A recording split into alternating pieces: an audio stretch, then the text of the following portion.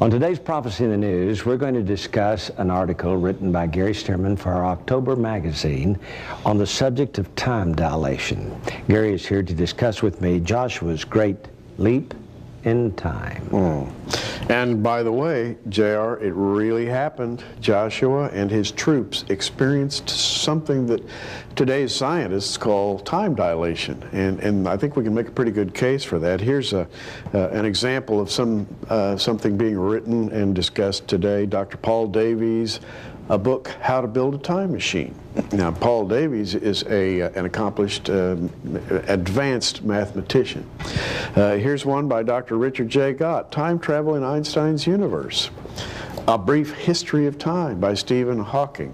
We have one here called Hyperspace by Michio Kaku. Now, JR, in all of these books, and these are just a small sampling of the books being written today, there is the firm belief, as expressed through modern math and physics, that time is a flexible commodity. We think of it as stable and solid.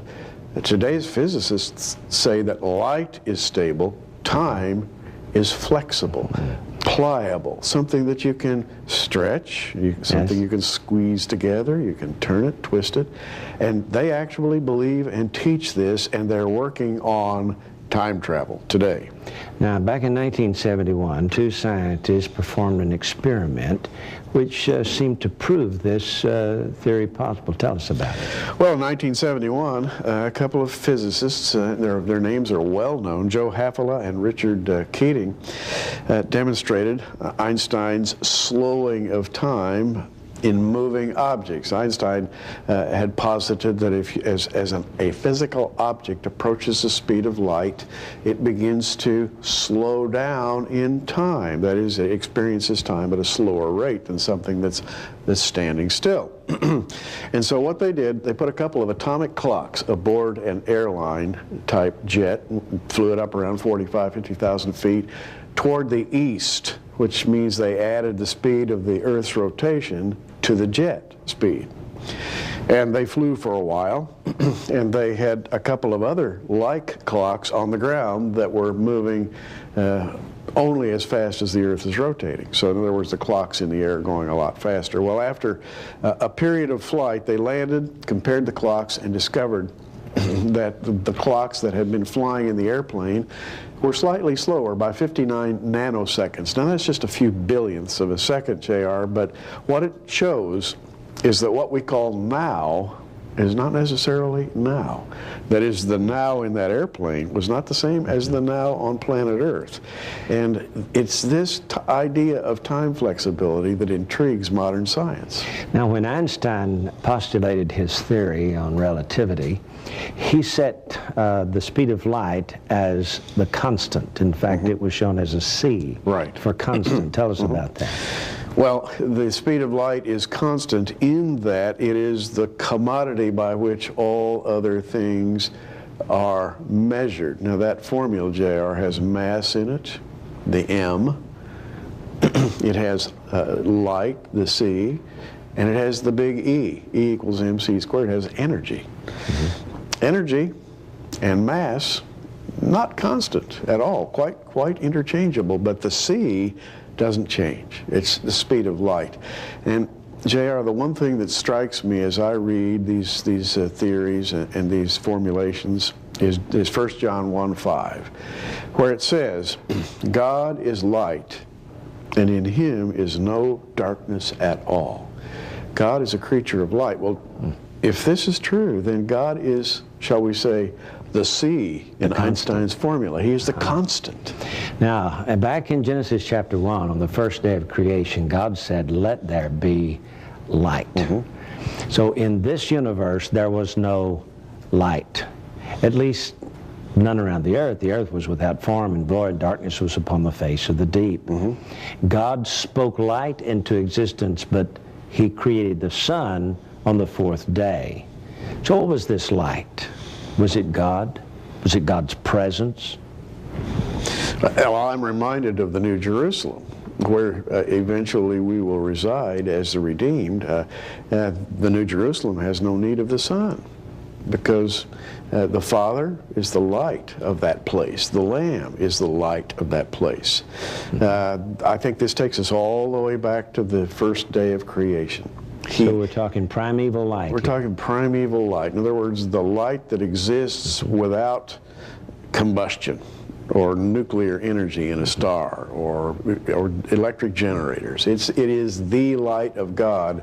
It is the ultimate constant, and it is eternity. It's what the Bible refers to as eternity. In other words, if you're where He is, you're going to be living in that constant regime where time is stable because He's stable. Okay, Moses wrote of the 6 days of creation as 24-hour days, 6 24-hour days. And according to Flavius Josephus, first century Jewish historian, Moses wrote of these and said that the seventh day was a rest and release from such operations. And then he says, moreover, Moses, after the seventh day was over, begins to talk philosophically concerning the formation of man, says that God took dust of the ground, formed man, and so on. What we're looking at here by Flavius Josephus is that when Moses spoke of the 6 days of creation, he was adamant. No mystery there. They were 6 24-hour earth days.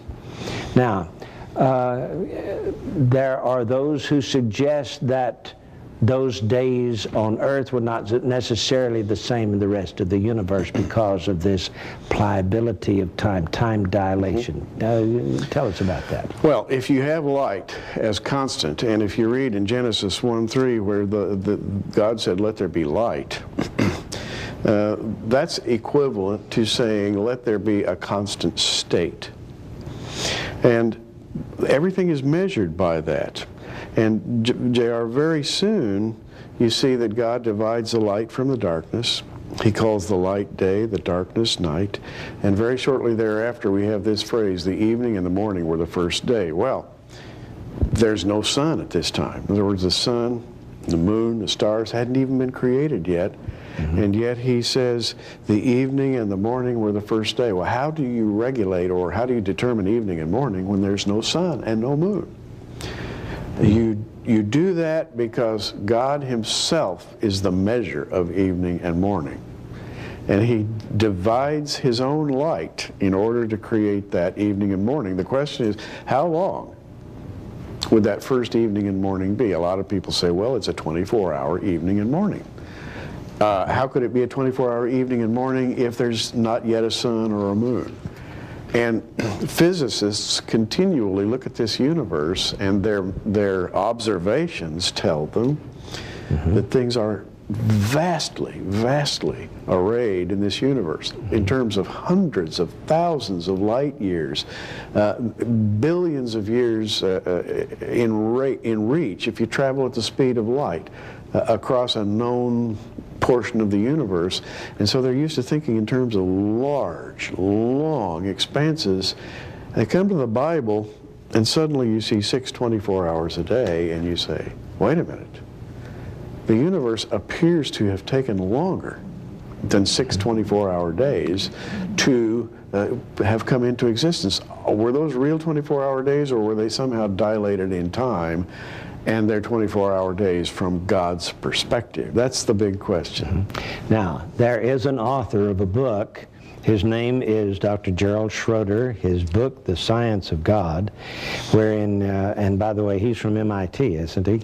Yes. And he gives this explanation. Now, we're not here to adopt his explanation, but simply in the light of the possibility of time travel or time dilation. And we know that there are time travelers of the Bible.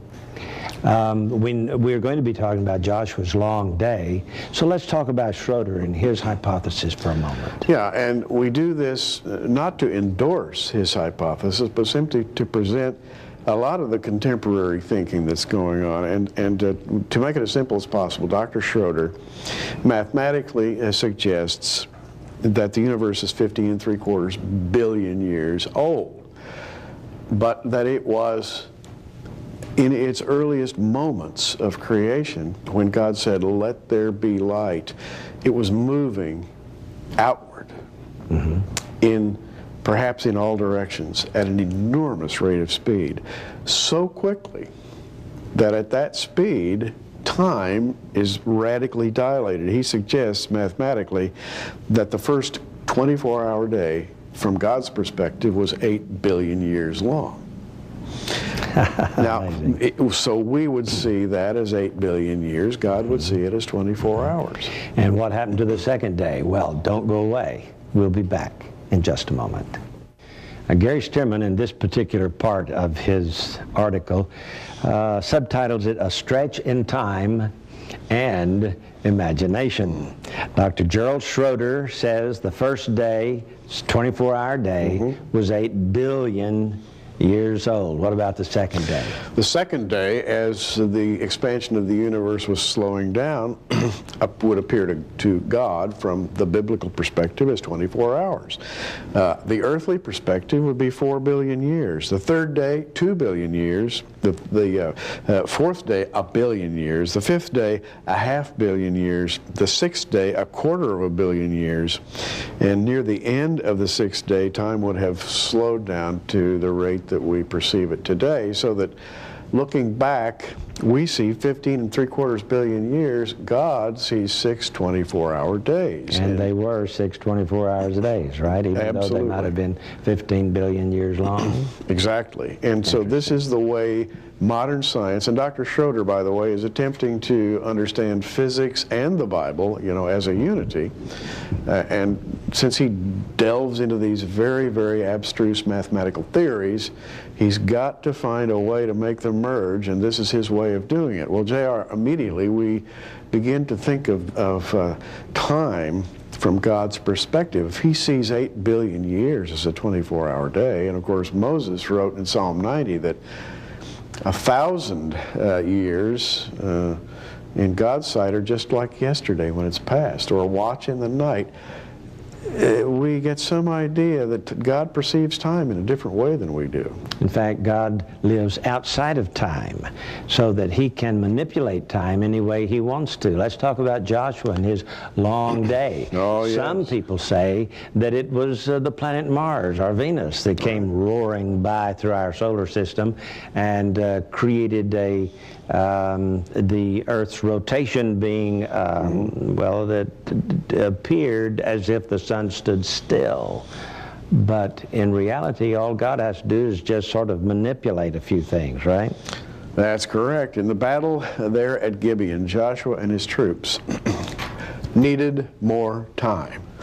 They needed more time to win the battle, and God gave them more time. And he did this, and this is in the 10th chapter of Joshua. We don't have quote-unquote time to read the whole thing verbatim right now.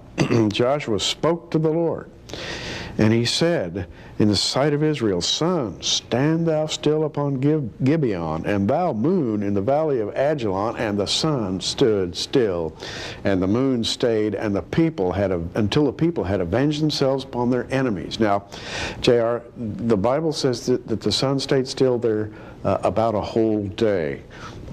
If you can imagine, late evening, the sun is in the west, the moon is back in the east, having just risen, and they stayed there for about a whole day. Meanwhile, Joshua and his troops are fighting on, and they win the battle, and for them it is as though they have ventured into the future while the universe stood still. They were gaining time. Now, if the earth actually had stood still, that is, if God had just stopped everything, right, and the momentum of the inertia of the earth, which normally travels 1,000 miles an hour, had continued, then everything on the earth would have been thrown forward at 1,000 miles an hour.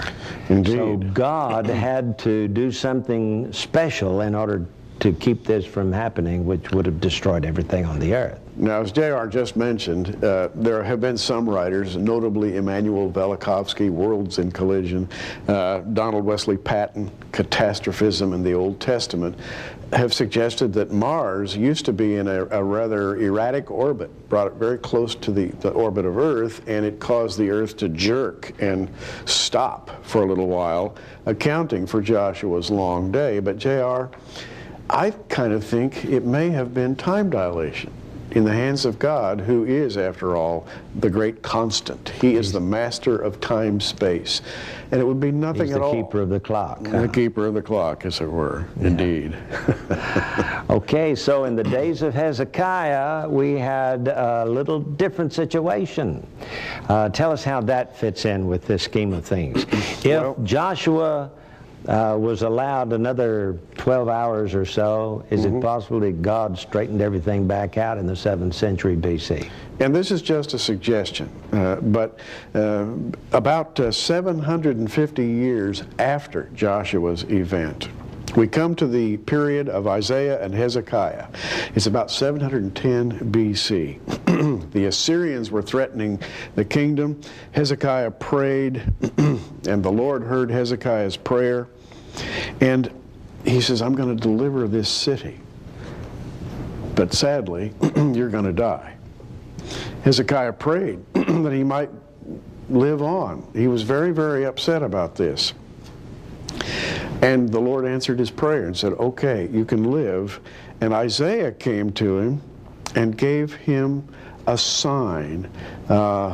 Isaiah says, behold, I'll bring the shadow of degrees, which has gone down in the sundial of Ahaz 10 degrees backward.